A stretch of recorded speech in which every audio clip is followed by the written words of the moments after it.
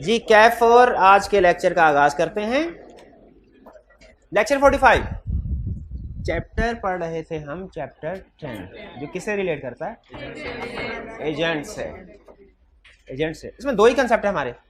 Concept 1 में हमें यह बताता है कि एजेंट कौन होता है, और कंसेप्ट 2 में बताता है कि एजेंट की अथॉरिटी क्या क्या है, क्या क्या चीज़ें एजेंट की अथॉरिटी में, एजेंट क्या कुछ कर सकता है। तो जो चीज़ें एजेंट की अथॉरिटी में हैं एजेंट वो काम कर सकता है, और जो चीज़ें एजेंट की अथॉरिटी में नहीं है एजेंट वो काम नहीं कर सकता। एग्जाम में इस चैप्टर में से केस स्टडी आया करती है, और केस स्टडी में वो हमसे कोई सिचुएशन दे के यही पूछा करता है क्या कि बताइए एजेंट ने अपनी अथॉरिटी से एक्सीड किया कि नहीं किया, और अगर एजेंट ने अपनी अथॉरिटी से एक्सीड किया तो लायबल कौन है, थर्ड पार्टी को कौन लायबल है, एजेंट या प्रिंसिपल। तो ये केस स्टडी हमसे पूछता है। क्या केस स्टडी पूछता है हमसे इस चैप्टर में से कि ये एक सिचुएशन है, बताइए इस सिचुएशन में एजेंट ने अपनी अथॉरिटी से एक्सीड किया कि नहीं किया, और फिर क्या पूछेगा, अगर एजेंट ने अपनी अथॉरिटी से एक्सीड किया तो थर्ड पार्टी को कौन लायबल है, प्रिंसिपल या एजेंट। तो हम यही डिस्कस कर रहे थे अथॉरिटीज को। कल के लेक्चर में हमने सबसे अहम कंसेप्ट सीखा था इस चैप्टर का कि जो एजेंट की अथॉरिटी है, प्रिंसिपल जो उसे अथॉरिटीज देता है वो दो तरह की हो सकते हैं। एक एम्प्लॉयड अथॉरिटी, एजेंट की अथॉरिटी कितनी तरह की होती है? दो तरह की। एक एम्प्लॉयड अथॉरिटी जो बेसिकली लॉ की तरफ से एजेंट को दी जाती है, और एक एक्सप्रेस अथॉरिटी जो प्रिंसिपल देता है। ठीक है, यानी जब किसी भी पर्सन को अपॉइंट किया जाए किसी टास्क के लिए और उसे उसकी अथॉरिटी ना बताई जाए क्या है, काम दे दिया, ड्यूटी बता दी, अथॉरिटी ना बताई, तो क्या उसकी कोई अथॉरिटी नहीं होगी? अथॉरिटी होगी एम्प्लॉयड अथॉरिटी। एम्प्लॉयड अथॉरिटी का मतलब क्या है? हर वो काम जो लॉ दे, और लॉ क्या कहता है? हर वो काम जो जरूरी है उस ड्यूटी को पूरा करने के लिए, वो एम्प्लॉयड अथॉरिटी है, एजेंट की अथॉरिटी में शामिल है। और एक्सप्रेस अथॉरिटी कौन सी हुई? प्रिंसिपल। अच्छा, इसका मतलब है जब कभी प्रिंसिपल कोई भी काम एजेंट को देगा, एजेंट के पास एम्प्लॉयड अथॉरिटी तो होगी ही होगी। अगर प्रिंसिपल चाहे तो इस एम्प्लॉयड अथॉरिटी को बढ़ा भी कर सकता, कम भी कर सकता है। अगर प्रिंसिपल अथॉरिटी को बढ़ा देता है, ये 10 है, 10 जमा 2 कर देता है, तो एक्चुअल अथॉरिटी कितनी होगी? 12। और अगर दो चीजें कम कर देता है एम्प्लॉयड अथॉरिटी में से, एक्चुअल अथॉरिटी 8 होगी। इस केस में अगर एजेंट एक्ट नंबर 9 या 10 करता है तो अपनी अथॉरिटी से एक्सीड कर रहा है। हालांकि एम्प्लॉयड अथॉरिटी में था, लेकिन चूंकि एम्प्लॉयड अथॉरिटी को रिस्ट्रिक्ट कर दिया गया तो अब एक्चुअल अथॉरिटी उसकी इज इक्वल टू 8 हो गई। ये नहीं कि एक्चुअल अथॉरिटी 10 ही रही, नहीं, प्रिंसिपल ने उसको रिस्ट्रिक्ट कर दिया। ये बात समझ आई कंसेप्ट? अच्छा, इसके बाद फिर हमने डिस्कस, ये थी एक्चुअल अथॉरिटी। एक्चुअल अथॉरिटी के बाद दो और टाइप्स की अथॉरिटी होती हैं जो बेसिकली एक्चुअल अथॉरिटी नहीं है लेकिन फिर भी अथॉरिटी है। एक्चुअल नहीं है, ना लॉ ने दी ना प्रिंसिपल ने दी, डायरेक्टली किसी ने नहीं दी, लेकिन फिर भी एज्यूम किया जाता है एजेंट की अथॉरिटी। वो कौन सी है? पहला type of authority, authority in emergency. Authority in emergency का मतलब क्या है? समटाइम ऐसा होता है कि इमरजेंसी सिचुएशन अराइज होती है, इस इमरजेंसी सिचुएशन में कुछ काम करने जरूरी होते हैं जो हो सकता है एजेंट को उसकी अथॉरिटी ना दी गई हो, लेकिन चूंकि वो जरूरी होते हैं, क्योंकि ना किए तो फिर प्रिंसिपल का नुकसान हो जाएगा, तो एजेंट से कहा जाता है आप वो काम कर सकते हैं। इसे नाम दिया जाता है अथॉरिटी इन इमरजेंसी।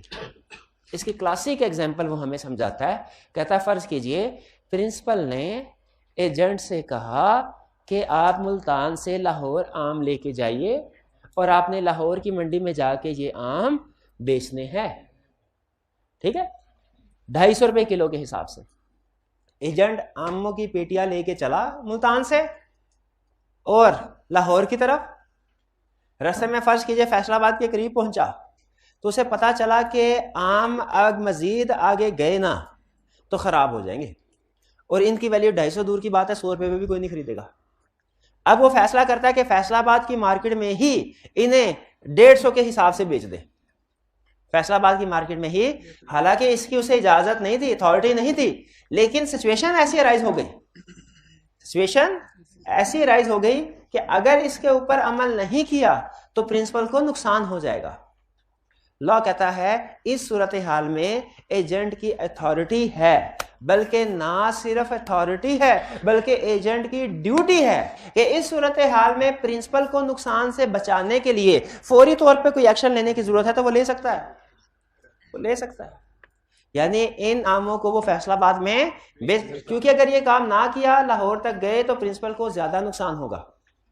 भी इमरजेंसी में होना चाहिए कि नहीं अथॉरिटी, किसी इंप्लॉय को दुकान पे बिठा के गए कि भाई कोई ग्राहक आया तो सामान बेच देना, आग लग गई और वो उधर बैठा, पानी नहीं उसके ऊपर डाल रहा के ऊपर, किसी ने पूछा क्यों नहीं, उसने कहा मुझे अथॉरिटी नहीं दी प्रिंसिपल ने, उसने तो ये नहीं कहा हुआ कि आग लगेगी तो आग बुझाना, उसने तो कहा ग्राहक आया तो उसको सामान बेचना है। बताइए क्या ये काम सही कर रहा है? ये इमरजेंसी सिचुएशन है। अगर इमरजेंसी सिचुएशन में इसने कोई काम नहीं किया, प्रिंसिपल को नुकसान पहुंचेगा, तो क्या प्रिंसिपल को नुकसान से बचाने के लिए एक्शन ले सकता है? बिल्कुल ले सकता है। इसे कहते हैं अथॉरिटी इन इमरजेंसी। यानी इमरजेंसी सिचुएशन में एजेंट के पास अथॉरिटी है कि वो प्रिंसिपल को नुकसान से बचाने के लिए, किसको? खुद को नहीं, प्रिंसिपल को नुकसान से बचाने के लिए, उसके बेस्ट इंटरेस्ट में, उससे नुकसान, बेस्ट इंटरेस्ट का मतलब है उसको नुकसान से बचाने के लिए कोई एक्शन लेना चाहे तो ले सकता है। लेकिन इसकी 3 कंडीशन है। पहली कंडीशन, इमरजेंसी सिचुएशन होनी चाहिए। सच में क्यों इमरजेंसी सिचुएशन होनी चाहिए? जैसे लाहौर तक आम पहुंचेंगे नहीं, इमरजेंसी सिचुएशन है, ठीक। अगर लाहौर तक आम पहुंच सकते हैं, लेकिन वो समझता है कि फैसलाबाद में अच्छा ग्राहक मिल गया है और फैसलाबाद में ही 250 के हिसाब से बेचे जा सकते हैं, वो सोचता है आगे जाने की क्या जरूरत है, उधर ही बेच किया जाता है। क्या ये इमरजेंसी की सिचुएशन है? ये इमरजेंसी सिचुएशन नहीं है। इमरजेंसी सिचुएशन है प्रिंसिपल को नुकसान से बचाने के लिए, प्रिंसिपल का फायदा बढ़ाने के लिए कोई एक्शन करना, यह इमरजेंसी सिचुएशन नहीं है। ध्यान में रखिएगा, यहाँ पे बेस्ट इंटरेस्ट से मुराद है नुकसान, loss, to save from loss, to prevent loss. Real emergency होनी चाहिए। दूसरा, प्रिंसिपल को कांटेक्ट करना इम्पॉसिबल हो, वरना इसका फर्ज है कि रियल इमरजेंसी में भी प्रिंसिपल को फोन करे। जैसे फैसला में पता चला कि आम लाहौर नहीं जा सकते, इसका पहला काम यह था प्रिंसिपल को फोन करके कहता, सर आम लाहौर नहीं जा सकते, खराब हो जाएंगे। अगर प्रिंसिपल से किसी वजह से कांटेक्ट नहीं हो सका, उधर सिग्नल नहीं आ रहे थे फॉर एग्जांपल, ठीक है, या प्रिंसिपल बेल हुई, प्रिंसिपल ने फोन नहीं उठाया, तो अगर पॉसिबल नहीं हुआ प्रिंसिपल से कांटेक्ट, पहले ट्राई करनी है। अगर ट्राई की पॉसिबल नहीं हुआ तो फिर एक्शन ले सकता है, और एक्शन लेते हुए किस चीज को सामने रखना है? Best interest of principal. Principal को नुकसान से बचाना मकसद हो, खुद को नुकसान से बचाना, थर्ड पार्टी को नुकसान से बचाना मकसद ना हो। सर अगर वो नुकसान से नहीं बचाता तो वो क्या, वो उसके लिए लायबल? हाँ, क्या नुकसान से नहीं बचाता, क्या लायबल? मैंने आप एक लफ्ज बोला था, जुमला बोला था, शायद आपने गौर ना किया हो, कि अगर इमरजेंसी सिचुएशन अराइज हो जाए ना, तो एजेंट की ना सिर्फ ये कि अथॉरिटी है इन इमरजेंसी, बल्कि उसकी ड्यूटी हो जाती है कि वो प्रिंसिपल, और अगर वो कोई एक्शन नहीं लेता है, इसका मतलब है उसने अपनी ड्यूटी को ब्रीच किया, वो नुकसान का जिम्मेदार ठहराया जाए। आग लग गई, वो बुझा नहीं रहा, तो बताइए जिम्मेदार ठहराया जाएगा कि नहीं? इसको बिल्कुल ठहराया जाएगा। अथॉरिटी इन इमरजेंसी क्लियर हुआ? समझ आ गया ये क्या कंसेप्ट है? अच्छा, चलिए फिर एक आई कैप की केस स्टडी आपसे पूछता हूं। उसने कहा भाई एक था कसाई, गोश्त बेचता था, उसको क्या हुआ कि गांव में उसकी वालदा की तबीयत खराब हुई, उसे फौरन दुकान उधर छोड़ के जाना पड़ा। जाते हुए उसने अपने दोस्त से कहा कि ये सारा गोश्त है, ये फ्रीजर है, फ्रीजर में रख के जा रहा हूं, तुमने 500 रुपये, 1000 रुपये किलो, 1000 रुपये किलो से कम पे नहीं बेचना इसको। उन्होंने कहा ठीक है, चला गया। अच्छा, फिर दूसरे ही दिन क्या हुआ, फ्रीजर खराब हो गया। अब जो जिस दोस्त को बिठा के गया था दुकान पे कि मेरे बाद तुमने बिजनेस चलाना है, दुकान तुमने संभालनी है 7 दिन तक, उसने कहा फ्रीजर तो हो गया खराब। तो उसने 2 काम किए। पहला काम, फ्रीजर को रिपेयर करवाने के लिए दिया, हालांकि उसके पास अथॉरिटी नहीं थी, उसे अथॉरिटी सिर्फ किसी की दी गई थी, गोश्त बेचने। उसने फ्रीजर को ठीक करवाया, और जो गोश्त था, अब 1 दिन के बाद फर्नीचर, उसने कहा आज का गोश्त जितना हमने खरीदा वो तो खराब हो जाएगा, उसने उसे 10% डिस्काउंट पे बेच दिया गोश्त। 10% डिस्काउंट पे बेचा, लोगों की लाइन ना लग गई। उस दिन तो लोग ले गए।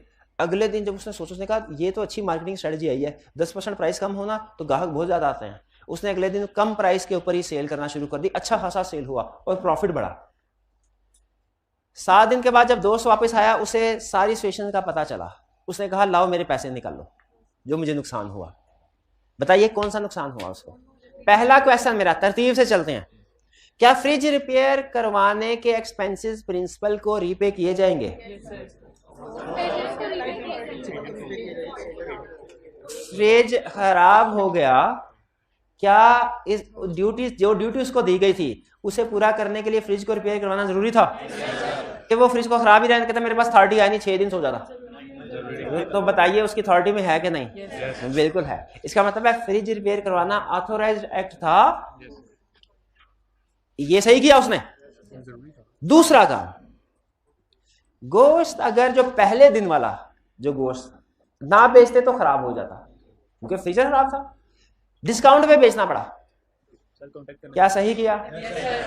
क्या ये 13 इमरजेंसी है? बिल्कुल। देखना पड़ेगा, तीनों कंडीशन एग्जाम में आप लिखेंगे।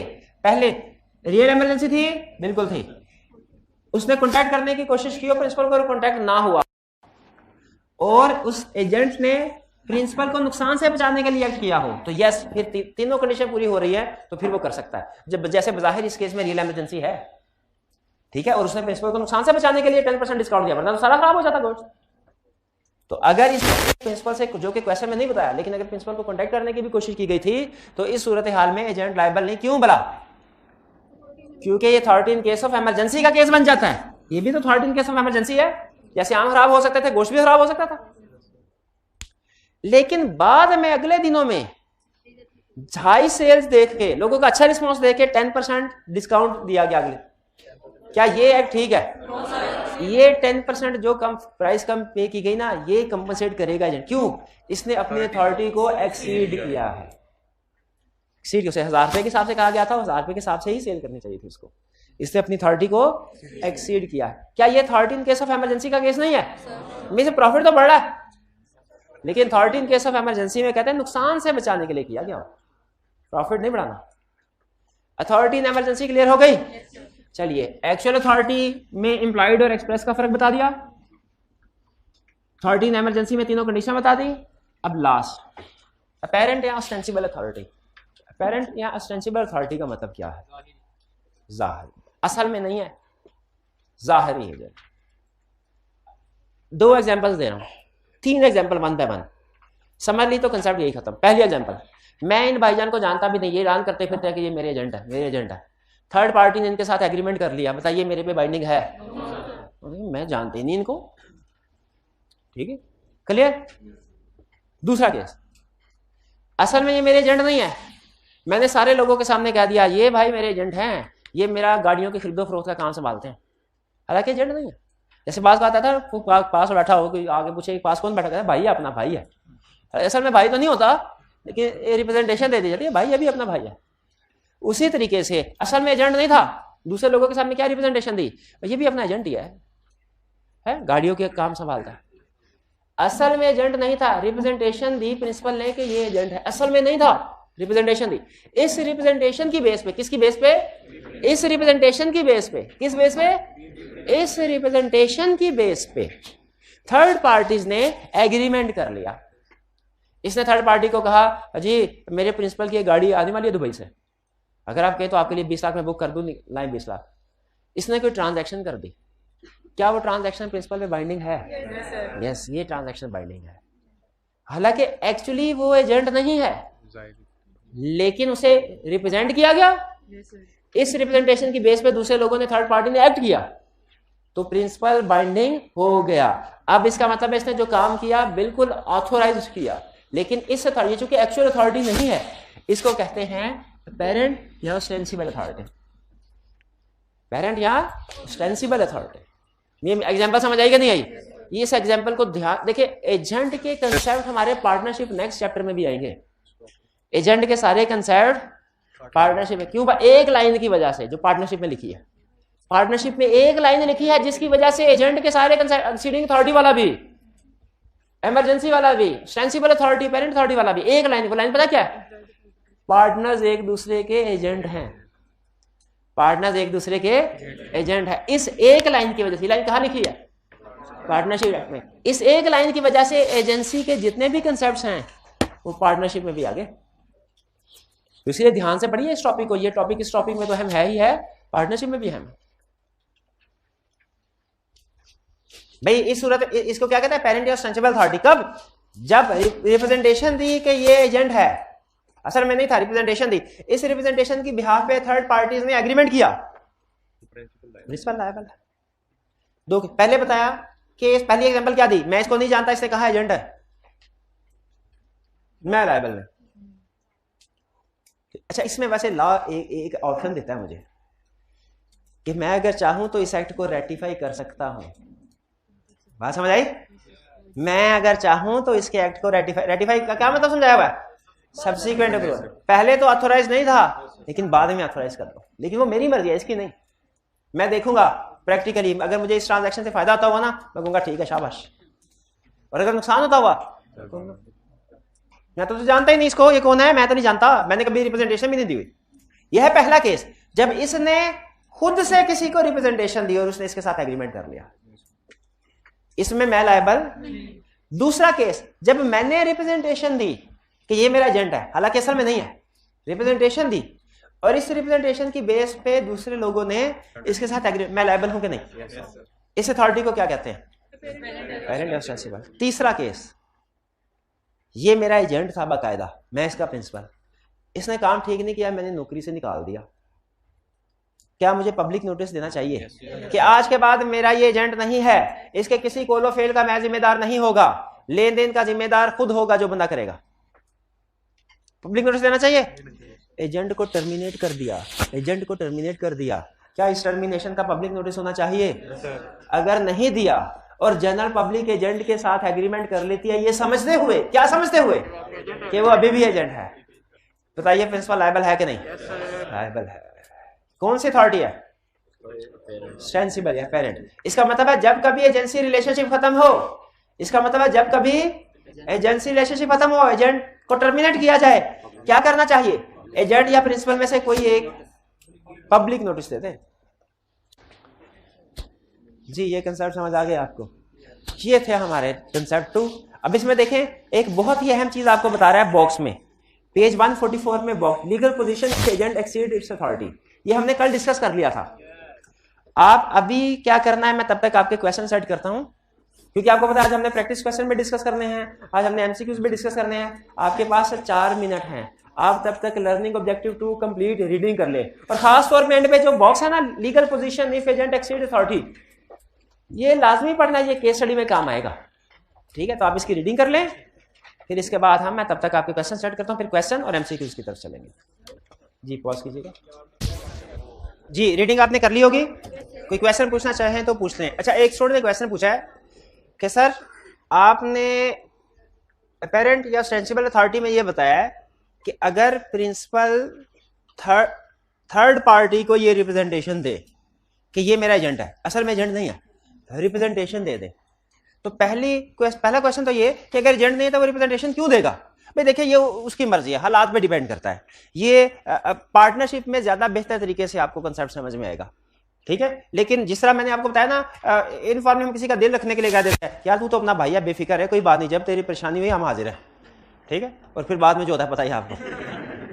तो उसी तरीके से हो सकता है कोई एजेंट हो, कोई पर्सन हो, हमारा एजेंट नहीं है, हमने ऐसे लोगों के सामने किसी महफिल में बैठ के कह दिया हो ये भी हमारा एजेंट ही है एक तरह से, तो रिप्रेजेंटेशन अगर दे दी और थर्ड पार्टी ने इस रिप्रेजेंटेशन की बेस पे कोई एग्रीमेंट कर लिया इसके साथ, और वो समझ रहे हैं प्रिंसिपल के साथ की, तो बताइए ये प्रिंसिपल पे बाइंडिंग है कि नहीं? बाइंडिंग है। क्वेश्चन ये है, थोड़ा सा चेंज कर लेते हैं इसको, प्रिंसिपल ने रिप्रेजेंटेशन नहीं दी, हाँ अब ये थोड़ा ज्यादा क्लियर होगा, एजेंट ने रिप्रेजेंटेशन दी कि मैं एजेंट हूं इस प्रिंसिपल का, और प्रिंसिपल साइलेंट रहता है, प्रिंसिपल के सामने दी, प्रिंसिपल के सामने रिप्रेजेंटेशन दी और प्रिंसिपल साइलेंट रहता है। अब बताइए, अब प्रिंसिपल लायबल है? यस, ये कंसेप्ट अभी अप्लाई हुआ। तो याद रखिए, या तो एक्सप्रेस रिप्रेजेंटेशन आए प्रिंसिपल की तरफ से, फिर भी प्रिंसिपल लायबल है, या एजेंट रिप्रेजेंटेशन दे लेकिन प्रिंसिपल साइलेंट रहे, तो इसका मतलब है प्रिंसिपल इंप्लॉयड, ये कह रहा है।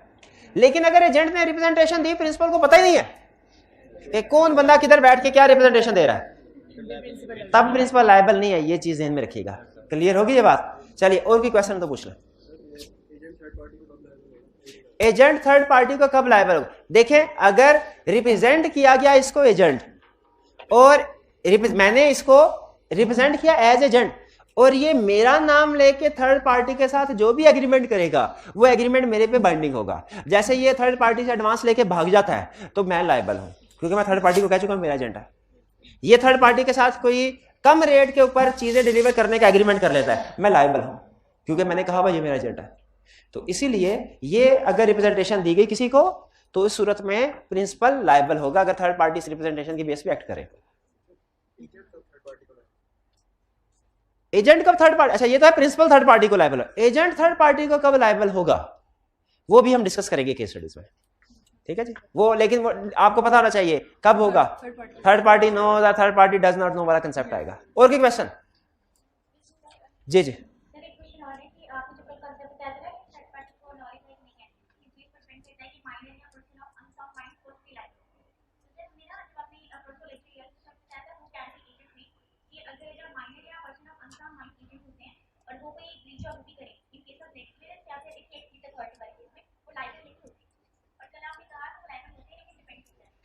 No no no no no no no, मैंने नहीं कहा लायबल होते हैं, नहीं मैंने कहा कभी माइनर लायबल होते हैं, मैंने कहा अनसाउंड माइंड लायबल होते हैं, नहीं नहीं नहीं नहीं नहीं नहीं, मैंने नहीं कहा ऐसा।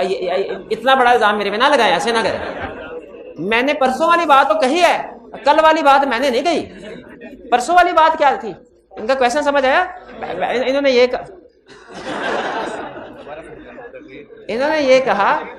कहा सर परसों आपने ये कहा है कि माइनर और पर्सन ऑफ अनसाउंड माइंड, इनको अगर एजेंट पॉइंट किया जाए ना तो फिर इनके ये जो मर्जी करते फिरे, चाहे अपनी अथॉरिटी से का ब्रीच ऑफ ड्यूटी करे, चाहे अपनी अथॉरिटी से एक्सीड करे, ये किसी सूरत में लायबल नहीं है। नॉर्मल एजेंट अगर अपनी अथॉरिटी से एक्सीड करे लायबल है, normal agent breach of duty करे लायबल है, लेकिन person of unsound mind minor है, इनके सामने आग लगी और ये बैठ के हाथ सेक रहे हैं, बुझा नहीं रहे। नॉर्मल एजेंट होता, उसकी ड्यूटी थी इमरजेंसी में, वो लायबल हो सकता था। माइनर या अनसाउंड माइंड है, ये लायबल नहीं है। ये परसों बात हुई थी, ये मैं मानता हूं, ये बात हुई मैंने की, लायबल नहीं होते, ठीक है। लेकिन कल उनका ख्याल यह है कि शायद कोई ऐसी बात हुई है जिसके कंटेक्स्ट में मैंने ये कहा है कि माइनर और अनसाउंड माइंड लायबल हो सकते हैं। वो नहीं हो सकते, वो नहीं हो सकते, वो सिर्फ उस सूरत में लायबल होते हैं, पहले पढ़ा हुआ पुराना कंसेप्ट, कि जब नेसेसिटीज ऑफ गुड उनको प्रोवाइड की जाए और उनकी प्रॉपर्टी कोई हो। एजेंट के केस में कभी नहीं मैंने कहा लायबल हो सकते हैं, हाँ ना। ऐसे ही है, अगर आपका कोई पॉइंट ऑफ व्यू डिफरेंट है तो बता दें। नहीं ठीक है। नहीं देखिए, क्वेश्चन पूछने से ना घबराएं, वो तो वैसे जरा कोई सोया हो तो उसको जगाने के लिए कभी कभार मैं इस तरह की बात कर देता हूं। क्वेश्चन बेफिक्र होकर पूछे, जितने क्वेश्चन पूछना पूछे, शाबाश पूछे क्वेश्चन। हाँ, ये 100% क्लियर है, 100%। कोई एक एक्सेप्शन भी नहीं है, एक एक्सेप्शन भी नहीं है कि एजेंट या माइनर या person of unsound mind agent point किया जाता है, वो कभी लायबल नहीं होंगे, ठीक है। वो अपनी अथॉरिटी से भी एक्सीड करे तो वो लायबल नहीं होगा, प्रिंसिपली लायबल होगा। क्लियर? और की क्वेश्चन? एक मिनट, ये पहले भाई का क्वेश्चन जी।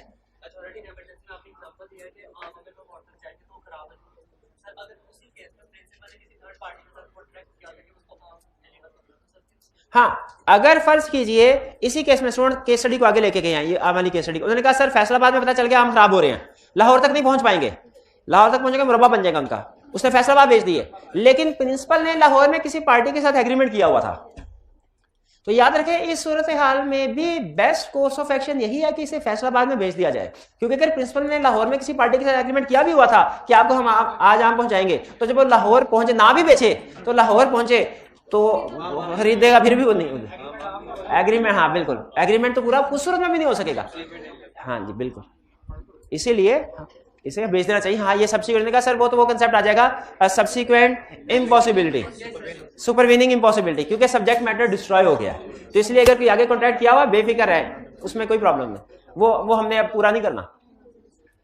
और कोई क्वेश्चन जी? ब्रीच ऑफ कॉन्ट्रैक्ट होगा तो लायबल कौन होगा? ये अभी देख, बेतहाशा क्वेश्चन इसके ऊपर, कभी एक पार्टी ब्रीच करेगी, यस यस यस, अभी देखते हैं ये देखें। नहीं आप, मुझे पता है आप यही, आपको नहीं पता, मुझे पता आप यही क्वेश्चन पूछना चाह रहे हैं। मैं अभी आपको इसका जवाब देता हूं, बेफिक्र है। ये आपके सामने, ये आपके सामने।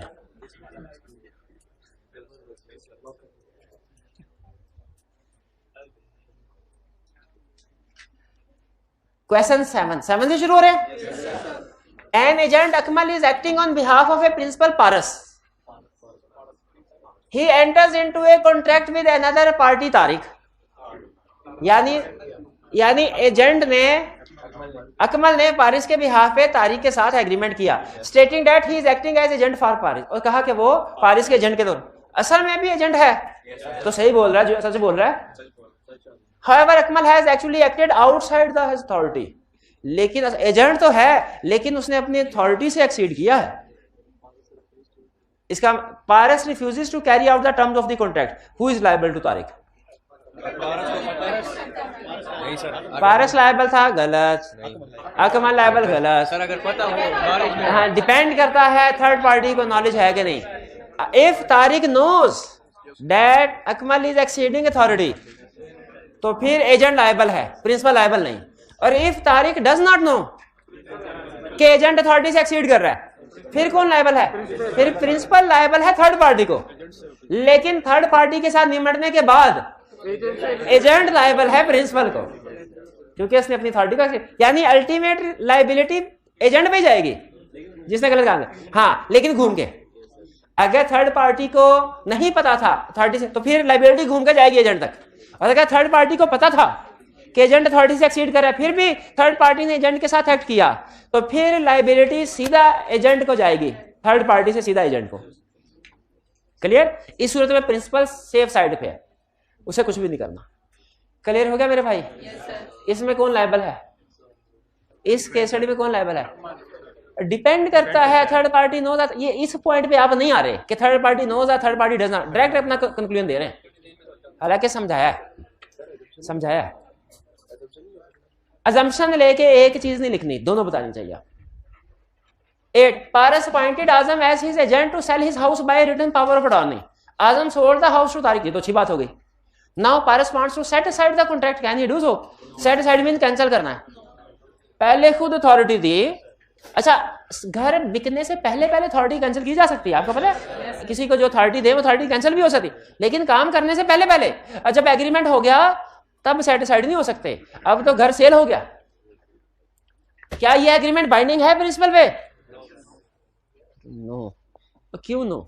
क्यों नो बाइंडिंग? क्यों नो बाइंडिंग?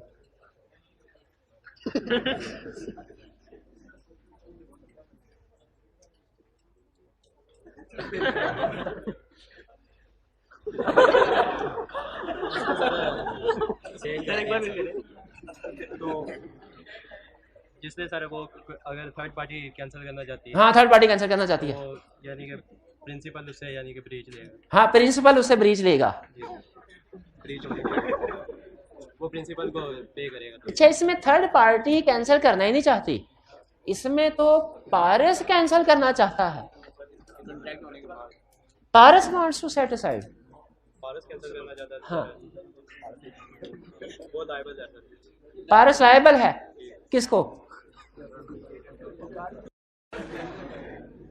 भाई नहीं पता तो यार चुप ही रहे कम से कम, है कोई गलत तो ना बता। अच्छा, बड़े कॉन्फिडेंस के साथ बता।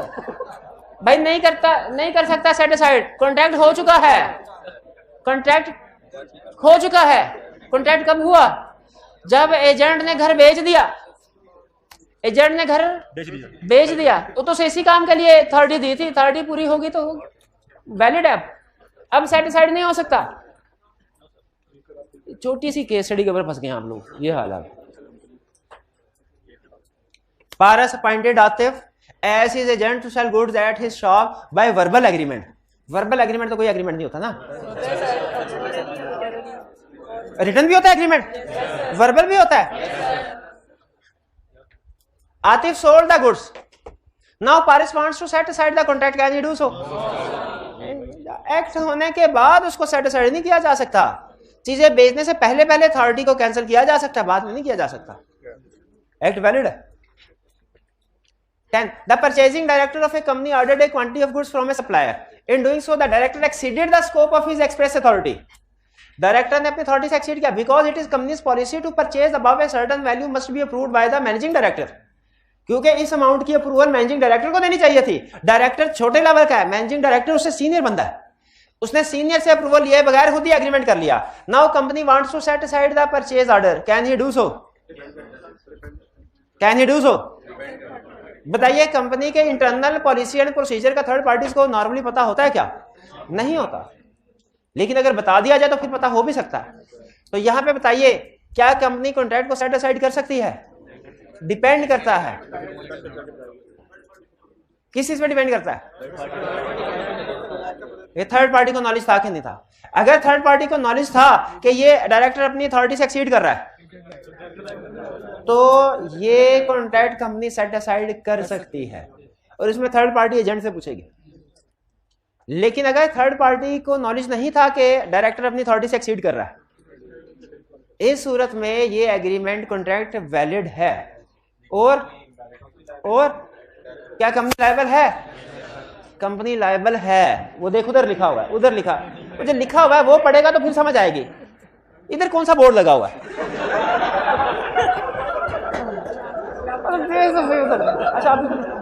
अच्छा मुझे देख रहा था, शाबाश।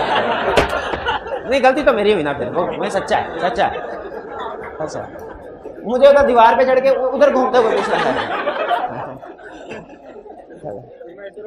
हाँ सर, तो मुझे ये बताइए, क्या अगर थर्ड पार्टी को नॉलेज नहीं था, कंपनी को थर्ड पार्टी को नॉलेज नहीं था, तो ये क्या कॉन्ट्रैक्ट वैलिड है?